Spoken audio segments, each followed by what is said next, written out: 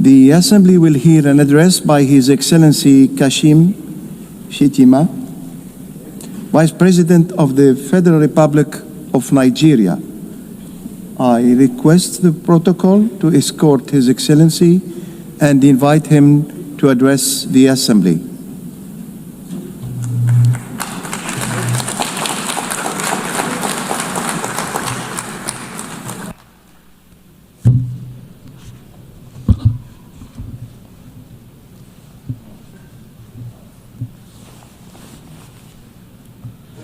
Madam President, Mr. Secretary General, Excellencies, Heads of State and Government, distinguished delegates.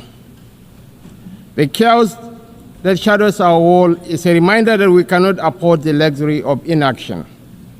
We will have been consumed by our differences had there been no community such as this to remind us that we are one human family. Even in our darkest hours, we have refused to be broken.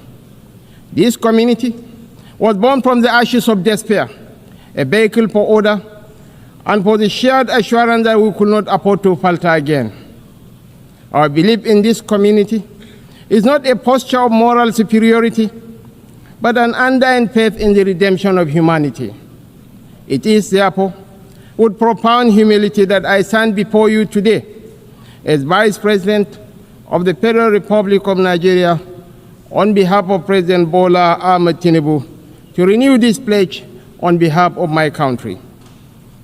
Madam President, Nigeria joins the Committee of Nations in congratulating you on your election as the President of the General Assembly for the 88th session, and I assure you of our unalloyed support during your tenure.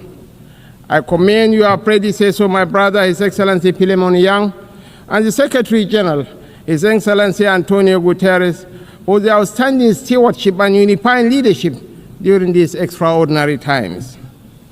This anniversary must not be a sentimental retreat into nostalgia.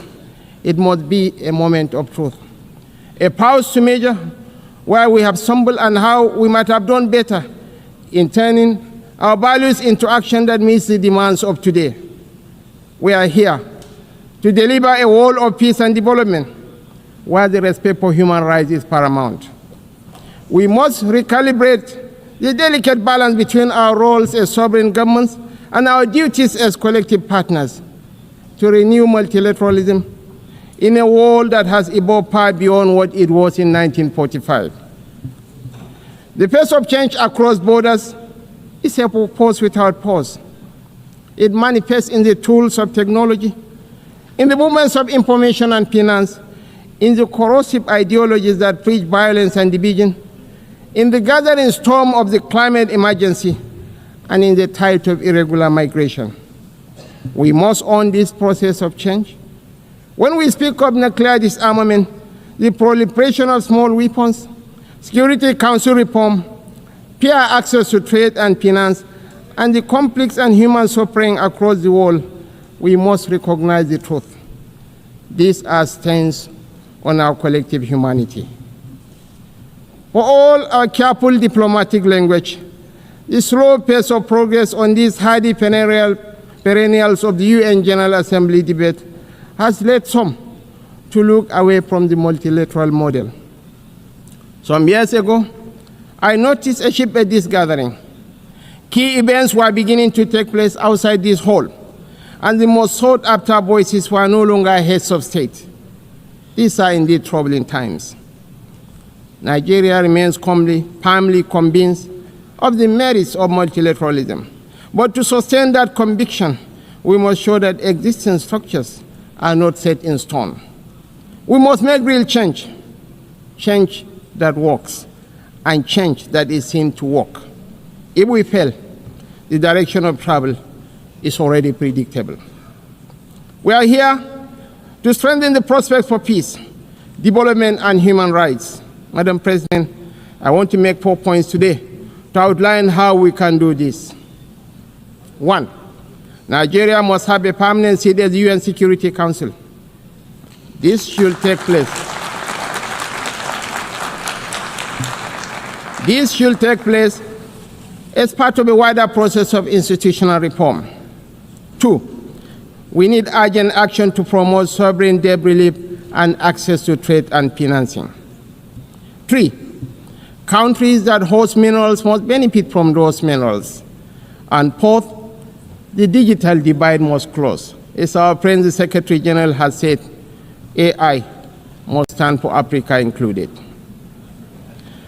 On my first point, the United Nations will recover its relevance only when it reflects the world as it is, not as it was.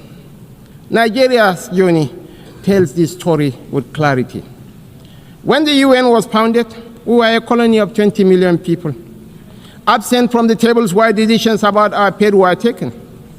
Today, we are a sovereign nation of 236 million people, projected to be the third most populous country in the world, with one of the youngest and most dynamic populations on earth, a stabilizing force in regional security, and a consistent partner in global peacemaking. Our case for permanent seat at the Security Council is a demand for fairness, for representation, and for reform that restores credibility to the very institution upon which the hope of multilateralism rests. This is why Nigeria stands firmly behind the UN-80 initiative of the UN Secretary General and the resolution adopted by this Assembly on 18 July 2025, a bold step to reform the wider United Nations system for greater relevance, efficiency, and effectiveness in the face of unprecedented financial strain.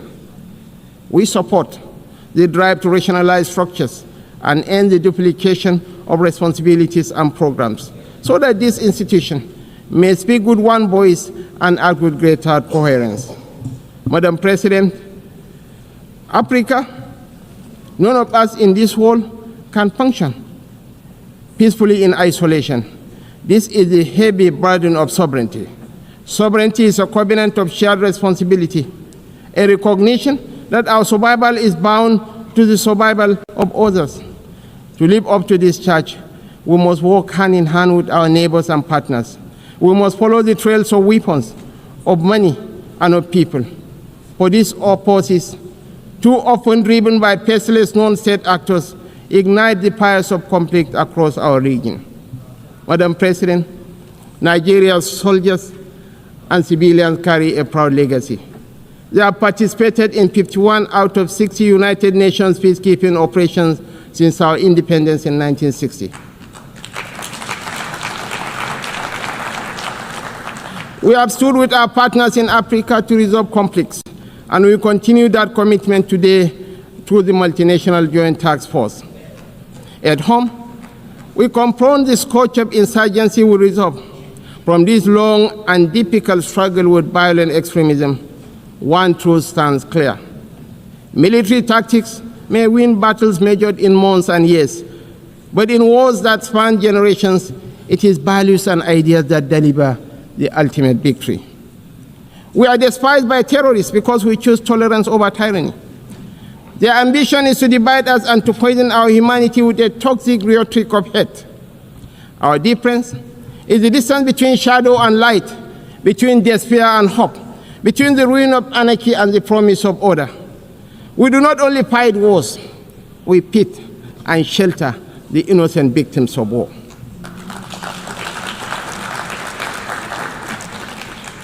This is why we are not indifferent to the devastations of our neighbors near and distant. This is why we speak of the violence and aggression visited upon innocent civilians in Gaza, the illegal attack on Qatar, and the tensions that scar the wider region. It is not only because of the culture of impunity that makes such acts intolerable, but because our own bitter experience has taught us that such violence never ends where it begins. We do not believe that the sanctity of human life should be trapped in the corridors of endless debate. That is why we say, without stuttering and without doubt, that a two-state solution remains the most dignified path to lasting peace for the people of Palestine.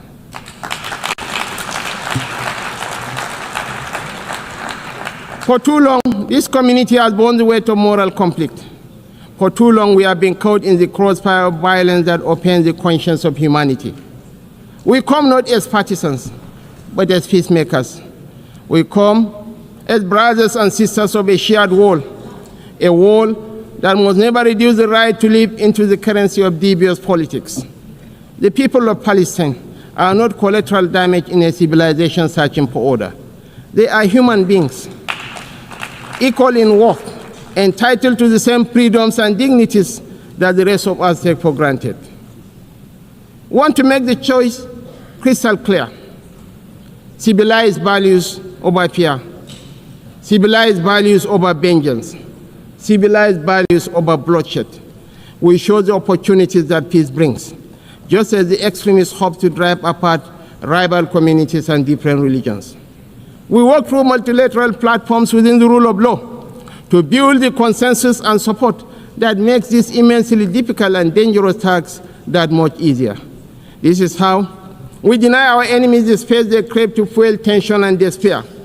It is our experience that this offers the best, perhaps only hope for peace, reconciliation, and victory for the civilized values of a shared humanity. Nigeria is a diverse country, also recognizes the variable geometry of democracy in different forms and speeds. For this reason, we are working with the United Nations to strengthen democratic institutions in our region and beyond through the Regional Partnership for Democracy. Madam President, point 2. The price of peace is eternal vigilance. The increasingly difficult security outlook has prompted many member states to count the cost of the emerging world order. We in Nigeria are already familiar with so difficult choices: infrastructure renewal or defense platforms, schools or tanks. Our view is that the path to sustainable peace lies in growth and prosperity. The government has taken difficult but necessary steps to restructure our economy and remove distortions, including subsidies and currency controls that benefited the few at the expense of the many. I believe in the power of the market to transform. Our task is to enable and facilitate, and to trust in the ingenuity and enterprise of the people. But the process of transition is difficult and brings unavoidable hardship. This year, we held the inaugural West African Economic Summit in Abuja to bring investors and opportunities together. The results far exceeded our expectations and are a clear indication of what innovation can deliver. It is in that same spirit of dynamic review that I invite the United Nations to re-examine the best use of scarce resources. One critical area is climate change. It is not an abstract issue about an indeterminate fate to be settled at some distant point in the future. It is not even solely an environmental issue. It is about national, regional, and international security. It is about irregular migration. Truly, this is an everyone issue. We are all stakeholders, and we are all beneficiaries of the best outcomes.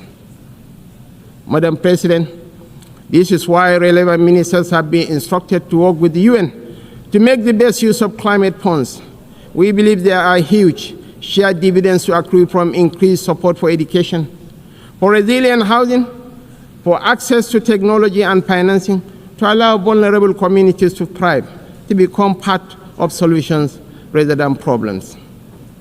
Nigeria and Africa have made significant strides in recent years to put our affairs in order. We can take that progress to the next level, a level that presents new opportunities for trade, investment, and profit, if we can assess reforms to strengthen the international financial architecture. We need urgent action to promote debt relief, not as an act of charity, but as a clear path to the peace and prosperity that benefits us all.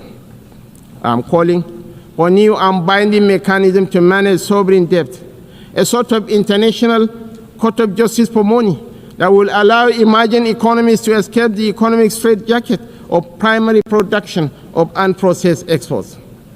It has been over 4 decades since the Lagos Plan of Action outlined a route away from debt and dependence that highlighted opportunities that today should still be explored for local added value for processing and manufacturing in everything from agriculture to solid minerals and petrochemicals. The African Continental Free Trade Area is a remarkable achievement of cooperation.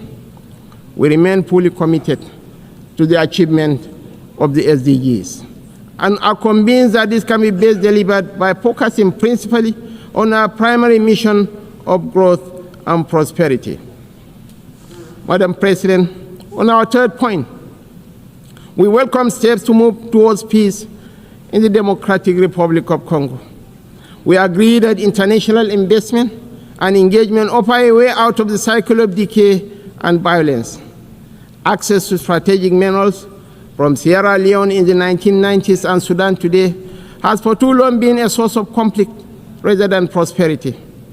Africa, and I must include Nigeria, has in abundance the critical minerals that will derive and drive the technologies of the future. Investments in exploration, development and processing of these minerals in Africa will diversify supply to the international market, reduce tensions between major economies, and help shape the architecture for peace and prosperity on a continent that too often in the past has been left behind by the rivalries and competition between different power blocs. We know in Nigeria that we are more stable when those communities that have access to key resources are able to benefit from these resources. This has been our journey in the oil-producing region of the Niger Delta. I believe that will strengthen the international order when those countries that produce strategic minerals benefit fairly from those minerals in terms of investment, partnership, local processing, and jobs. When we export raw materials, as we have been doing, tension, inequality, and instability fester. Madam President, the fourth pillar for change that I am advocating is a dedicated initiative, bringing together researchers, private sector, government, and communities to close the digital divide. As we stand on the threshold of new and dramatic technological change, we are still absorbing the impact of the revolution on information and communication of the past 20 years. We understand better than we did the opportunities technology offers, as well as the safeguards we need to enable growth and mitigate the potential for corruption. Some worry about fake news. Truly, we have plenty of that, with the potential of devastating real-world consequences in countries rich and poor.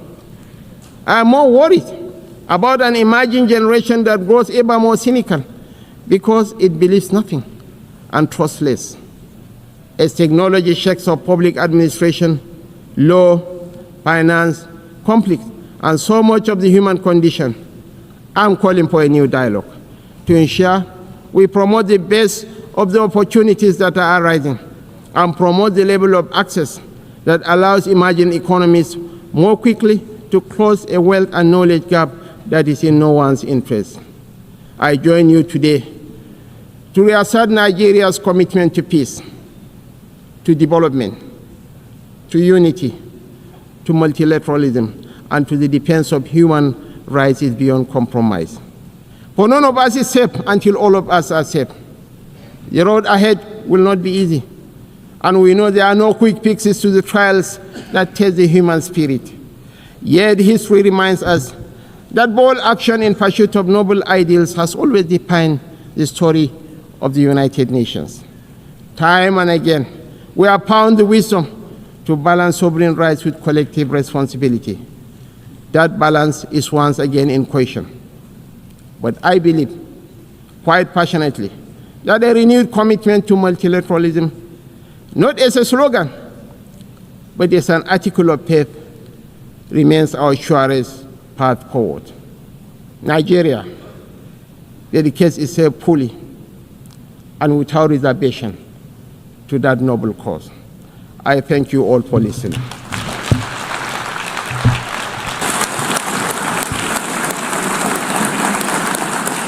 On behalf of the Assembly, I wish to thank the Vice President of the Federal Republic of Nigeria.